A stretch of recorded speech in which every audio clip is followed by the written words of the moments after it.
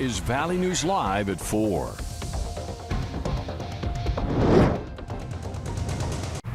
Good afternoon, everyone. We begin with breaking news. President Joe Biden is scheduled to address the nation any minute with steps he says will combat gun violence. Last weekend alone, there were 10 mass shootings across 9 states. The White House says the strategy targets the crime itself, implements preventative measures that are proven to reduce violent crime, and attacks the root causes of gun violence. We're going to be streaming that speech live over on our Valley News Live Facebook page. And we'll have much more from the president's plan and local reaction throughout the evening right here on Valley News Live.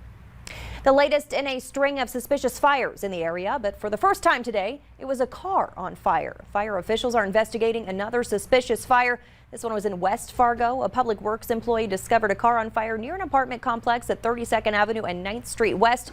They used a fire extinguisher to stop it from spreading to apartment garages. The property manager said they saw someone in the car before the fire started. So the West Fargo Fire Department called in their arson dog to check out the scene. That fire is considered suspicious. The man accused of shooting at someone inside a Bemidji apartment building has been arrested. Police took him into custody around 2 this morning during a traffic stop. They say Robert Needham attempted to rob a man inside an apartment building on Ridgeway Avenue yesterday.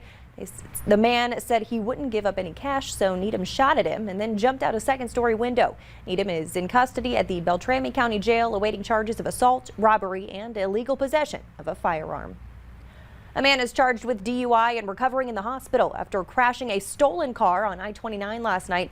Troopers say 25-year-old Brandon Booth was speeding and lost control. He hit the concrete base of an overhead sign support, was ejected, and was seriously hurt. Booth was taken to Sanford, where he's in stable condition.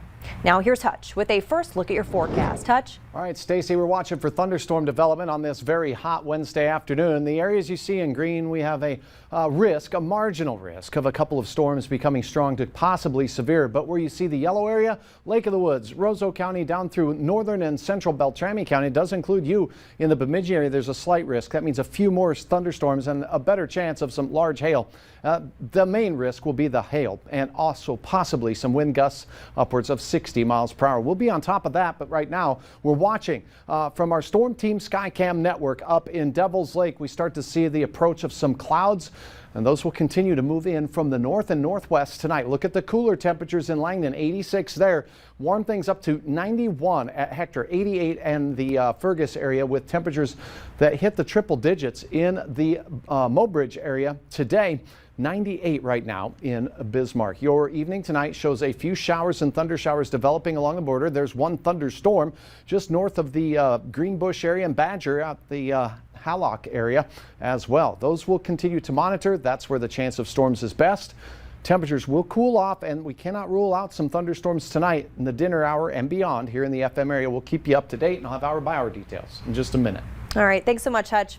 School leaders in Grand Forks say the fight isn't over. They're holding a special board meeting on Monday to decide where they go from here. Yesterday, voters in Grand Forks shot down a proposal to build a new mega school on the north end of the city.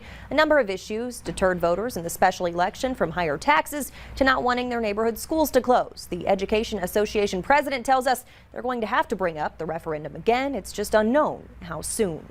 There's a new push in North Dakota to recall the governor. Today, North Dakota Secretary of State approved the collection of signatures that could lead to a recall election of both Governor Doug Burgum and Lieutenant Governor Brent Sanford. The petition group is accusing the governor of contempt of the voters and negligence in office. The chairman of the recall committee is Michael Coachman, who challenged Burgum for the Republican nomination for governor in 2020, but lost. Burgum defeated him by nearly 80 points in the primary, and that's the response from the Capitol. They say the results of last year's primary and general elections speak for themselves. The petition must collect nearly 90,000 signatures over the next year in order to trigger the recall. South Dakota is waiting for a state Supreme Court decision expected to come tomorrow on whether recreational marijuana will become legal in July. But lawmakers and city governments are moving forward with their own plans. Some cities want to own and operate recreational marijuana dispensaries. If the Supreme Court keeps the drug from being legalized, state lawmakers are planning to craft a legalization bill ahead of next year's legislative session. A child is in the hospital after being hit by a vehicle pulling a trailer. The Trail County Sheriff's deputies and a Hillsborough ambulance responded to a home in rural Blanchard for a report of a 4-year-old boy possibly run over by a vehicle on private property. It's unknown if the trailer ran over the child, but it appears the child was hit. He was taken to a Fargo hospital with unknown injuries. Quick thinking by a neighbor stopped a fire from destroying a home in South Fargo. That happened last night at 420 11th Avenue South. There was a pile of debris burning behind a house, and a neighbor used a garden hose to try and put out the flames. While the fire did quite a bit of damage to the outside of that home, firefighters say the neighbor's actions kept it from getting any bigger. Nobody is living at the home right now, but contractors are working there. Investigators don't know how the fire started, but they are not considering it suspicious. The city of West Fargo is updating the community on the North Cheyenne Street Corridor project tonight. That meeting starts in about an hour at West Fargo City Hall. They'll give project updates now that phase 1 is complete and work continues on phase 2.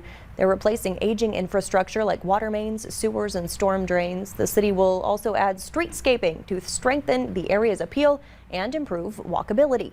The total cost of the project is more than $10 million. That's being paid for by the Capital Improvement and Economic Development sales tax and revenue from water and sewer fees.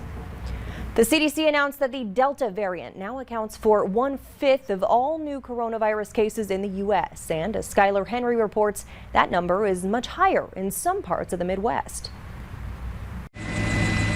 The busy summer tourist season is heating up in Branson, Missouri.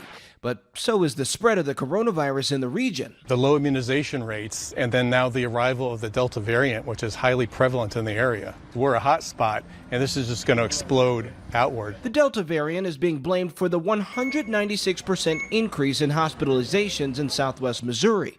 50-year-old Louis Michael and his wife are both hospitalized. He says he regrets not getting the vaccine. I got a little cocky about it.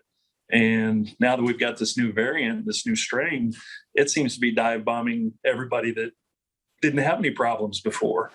Government health officials say the Delta variant spreads very efficiently among the unvaccinated population and could become the dominant strain in the U.S. Right now, it's about 20.6% in the United States and doubles about every 2 weeks. So the easiest way to stop this is to get vaccinated, because fortunately for us, the vaccine works quite well against it. But health officials also caution while the vaccine works well now, they can't guarantee it'll be as effective against new strains. This variant represents a set of mutations that could lead to future mutations that evade our vaccine. The Biden administration says it will not meet the president's goal of 70% of the adult population having at least one dose by the 4th of July. Skylar Henry, CBS News, Capitol Hill. Now, the White House says it did achieve the president's 70% goal for Americans 30 and older, but the younger population has a lower vaccination rate. In North Dakota, the latest numbers show the state is nearly 48% fully vaccinated. A heads up for all those American Ninja Warrior fans out there. Professional ninja Jake Murray is making a special appearance in Fargo next week. Murray will be at 4-Star Ninja Academy to do a meet and greet, sign autographs, and have a watch party with fans on Monday night. He was raised in Brookings, South Dakota. Says he's excited to support and help grow the ninja community in the Midwest. That meet and greet is from 6 to 7 p.m., followed by a watch party from 7 to 9 p.m. Tickets can be purchased at 4starninja.com. Murray has competed on American Ninja Warrior since season 7. His episode for season 13 airs on KVLY Monday night. A 4th of July tradition is back this year in Moorhead. The Moorhead Business Association announced details today of the 48th annual Independence Day celebration. The launch location will be at Horizon Shores Park.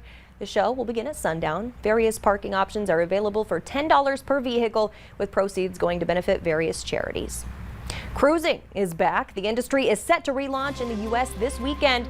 Still ahead, we go aboard the Celebrity Apex with what it's like as ships set sail again. We do have a few strong storms in the forecast tonight. Make sure you get your phone out and scan in this QR code to find out how you can download the Valley News Live weather app. We'll track the storms in hour-by-hour forecast details. Those are next. Join me. Valley News Live weather is up next.